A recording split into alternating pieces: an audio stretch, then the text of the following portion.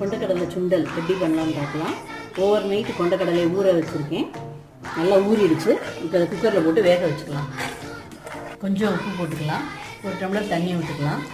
குக்கரை மூடி வச்சிடலாம். ஒரு 5 விசில் வரட்டும். அந்த ஒன்று பார்க்கலாம். கொண்டக்கடலை நல்லா வெந்தாச்சு. இப்போ சுண்டல் பண்ணலாம். ஒரு ஸ்பூன் எண்ணெய் விட்டுக்கலாம். ஒரு ஸ்பூன் உளுத்தம்பருப்பு போட்டுக்கலாம். ஒரு ஸ்பூன் கடுகு போட்டுக்கலாம். ஒரு காஞ்ச மிளகாய் கிள்ளி போட்டுக்கலாம். கடுகு நல்லா வெடிக்கட்டும். கடுகு வெடிச்சாச்சு. கருவேப்பிலை போட்டுக்கலாம். வேக வச்சுருக்க கொண்டக்கடலை போட்டுக்கலாம்.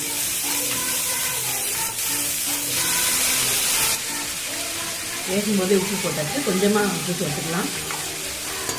நல்லா மிக்ஸ் பண்ணி விட்டுக்கலாம். 2 ஸ்பூன் தேங்காய் துருவல் போட்டுக்கலாம். சேர்த்து நல்லா மிக்ஸ் பண்ணிடலாம்.